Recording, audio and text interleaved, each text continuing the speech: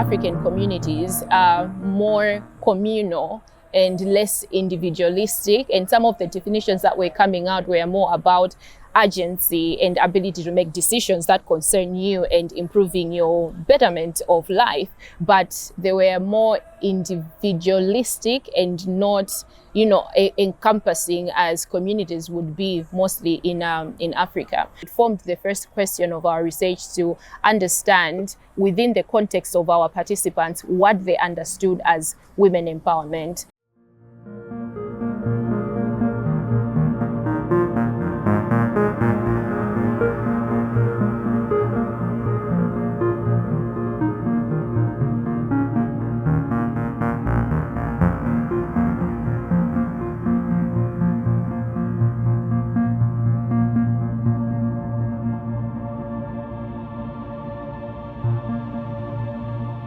Is empowering on the part of community if they're able to discover themes around nutrition, around economic empowerment, around social empowerment from their own participatory way of engaging with the research method that we are dealing with.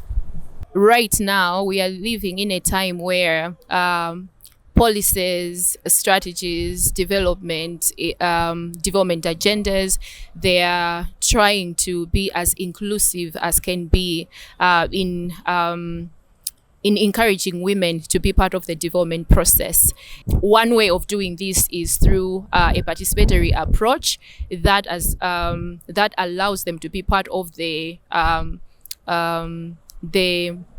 development process, and also are included in the identification of what the problems are and what the solutions are.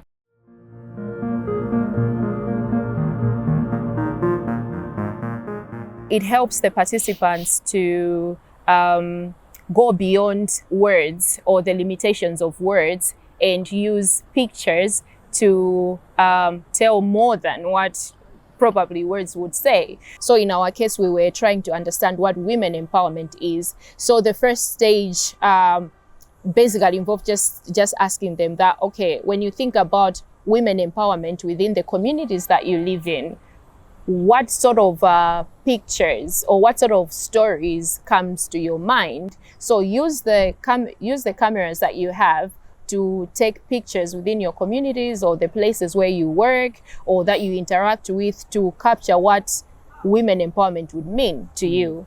Now, depending on the kind of pictures that come in, they could be maybe farms, could be houses, could be their families, then that gives us the first point of trying to engage with them to understand, oh, okay, why did you take this picture? Why does it mean, why do you link it to women empowerment? So the process goes on, and when they discuss, when they tell their stories around those pictures, we agree again on the next themes that they would go out again, could be based on the discussion that we've had, to go out again and take pictures related to that theme. So it's a process that you do over a period of time. You can do it over a month, you can do it over a week, or you can do it over months or even years, depending on the availability of resources.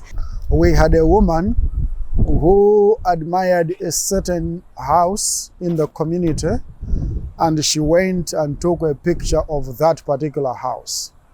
When we came to the discussion, we asked her, what are you making out of this picture? She said, this is an aspiration for me in the future, how I see myself and my family, that one day we can own this house. Because at initial level, we already have a plot, but we haven't yet developed it. We're working on finding resources to buy iron sheets. But we know that deep down our house, this is the type of house that we want. But ordinarily, if you find a picture of a house without this nuanced discussion around that particular picture, you can't get all these interesting issues that the woman was explaining.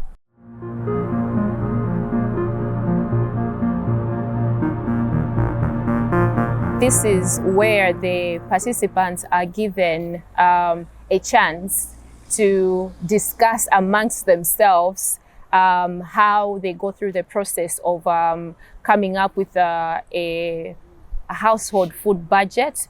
So women are set on their own and men are also set on their own.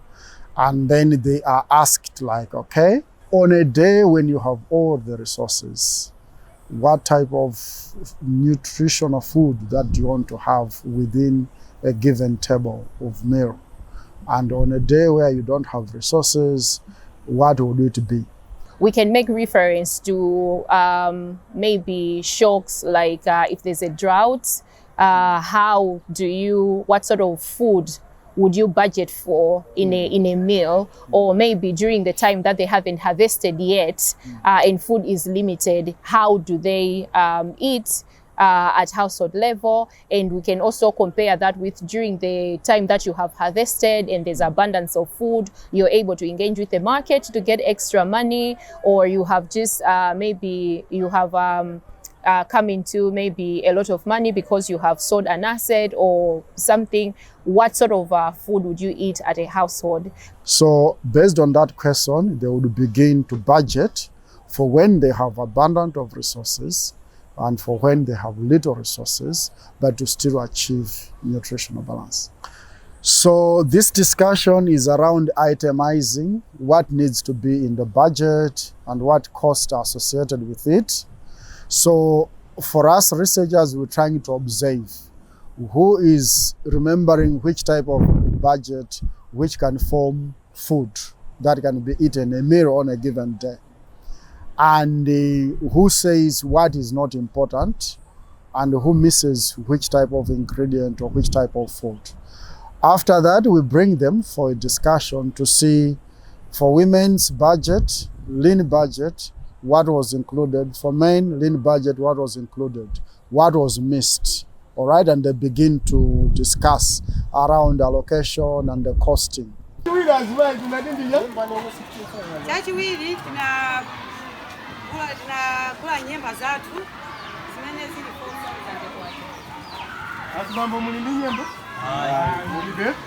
Ubugunda budalembe mutembera ulinyemba ko Southande kuva muyigi musana lembe kuva musana lembe nyemba zimezi zikuli na wozo yengo inoyo akabyenga ko boyimba tima moja ya sima za ko Southande bwana zimezi zili kama kumu bwana ndugula nyemba hapo basi ndafuta leo nyemba kuli kwa nyemba kwa kuta kenda siamo nyemba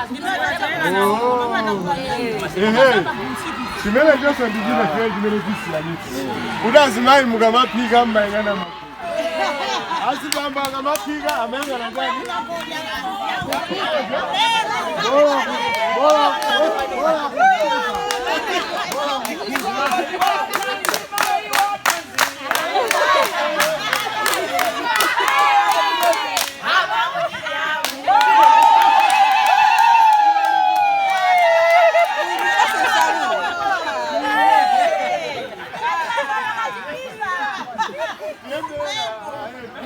Then we select the budget to fund. It's also like a way of, okay, you said you're going to produce, you're going to cook this.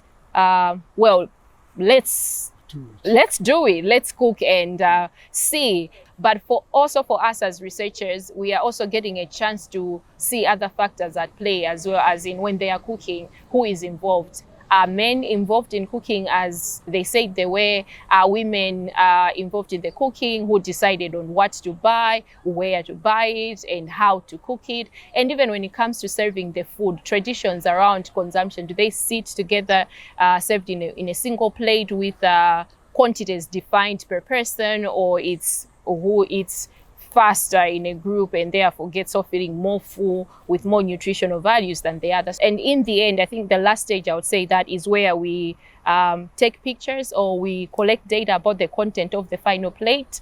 What sort of nutritional groups are in there? Is it the 6? Is it the 2? And what does that tell us as researchers when it comes to food and nutrition and traditions around household budgets and eating? Yeah.